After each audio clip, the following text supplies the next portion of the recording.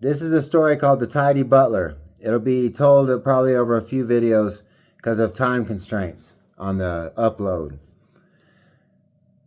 Up until this very instant, I was incapable of conceiving a single thought. I was lost in a fledgling essence of some kind, something nebulous, amorphous, sourceless. My brain must have grown stale, impaled on the tip of my spinal column, for there was a horror in me that was moldering, I only a child of 9. We lived on a piece of beach, scalded by a sun ineluctable, gently lashed by the shallows of a sea, possessed of a sort of benign cruelty, the roulette of its tortures confined to its monstrous sensory existence, the light lapping of its knee-high waves trancing the geodes into styles of life behind my eyes, the shallows going out for perhaps a half mile, so you can walk out there heading in the direction of the deeps for a great long while, the water coming up no higher than one's waist. Many times I let my eyes go wild, wandering around the shallows while the amoebas bleeding on the surface of the water cast their ghosts into the remote places behind my face. I being only a child, I whose visage was an accusation against a slaughterhouse world upturned, I who was innocent of every crime besides one, the criminal inability to cry. My father and mother oversaw a domestic situation with my brothers and sisters characterized by a soft delight and a peace bordering on a sensuous hedonism of hugs, smiles, and food, the oozing spoonfuls of which slid down my throat in a way I didn't like. The size of this pool of chewed gruesomeness astonished me every time, I who couldn't seem to bite into things lightly enough, I who choked on the very air of this place along the beach in this third world country, with its village lying along a road of white world sand, with the stalls of its open-air market full of fruit and raw meat, the flies crying in bumblefuzz cantata about the feeling of fruit these days, while each person's eyes when seen on sandy streets in this town lying at a great distance from the near city, desert in all directions save one, the sea, the greatest, the most desolate desert of them all. Each person's eyes, I say, were marked by the sensory rancor of this place, clinging like a beetle to a tree, to this strip of sea ragged with brown beach that revealed, for me to see, the living constituents of its freakiness, when the sea withdrew itself at low tide, like a blob retreating embarrassment from a scene in which he came off as a creepy freak. At dusk, the landscape went from benign to Stygian in the blink of an eye, fried by the light of a sun abundant, in a moribund sky of loud accent emblazoned on a space tremulous, like the skin of a virgin. This landscape blasted by the sun, this village with its crumbling walls and cantinas, riotous with flies and drunken eyes,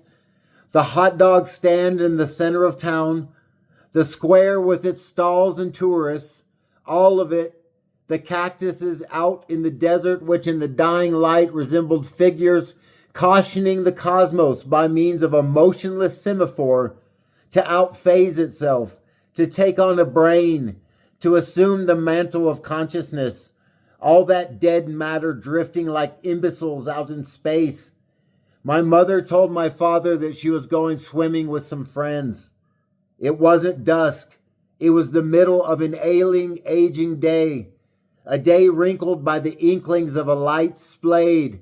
the dawn haunting my shadow elongating on the soft, wet sand of the beach, as with brazen, subdued, furious eyes I reconnoiter this tiny patch of moisture and coy crustacean, making a very libation of the living sea. Check my time here, okay. It wasn't dusk, I say, but the middle, the very mathematical center of a day amalgamated in my brain, in my memory, with all that had come before, the dense compaction of detail being so hopelessly tight that I might not even try to define the vexation I feel when I attempt to unravel, string by string, the living tendrils of memory. For a genericism had characterized my life. I, just a child with light, innocent eyes and a wide smile, and though the recollection is fugitive within me, I can still see my mother leaving the house in the morning in her bathing suit, a pretty young woman in her early 30s. Then the door closed shut. A ray of light, a shaft as rigid as an erect penis, stabbed the flesh between my eyes, activating something, it seems. For from that moment on, with the closing of the door in the gloom of the mudroom where my mother left to go meet her friends for a day of swimming and sunbathing, there occurred in me the incipience of a new mode of cognition, that of sensory impressions only, my conscious self being placed on the shelf, so to speak, of being, there being no reason to speak, I think, the very inkling of ideas being a thing fleeting and a brain steaming with them, for to try to grasp them, to concretize them with form, is like trying to breathe deeply on the bottom of the sea. So after such and such time, I was launched by a beam. My mother went away. I stood in the doorway and watched her. My parents were very happy within the strictures of domesticated shackling. My father was a large man whom people called Biggie. He'd always been called that on account of the fact that he was fatter than the farmers in the area. When he was a child, he was poor. He drank from the faucet on the side of the house in weedy profusion moribund, beneath trellis and tender dilapidation, beneath a sun bucolic for its alcoholic tints and accents suplexed by a sky rife with crime of the cumulus kind, soft wafting in silent slow avail, these clouds of my father's childhood that I see with the lenses fixed to the back of my eyes. I'm going to call it right there and call it a cut, and I'll start on the next one.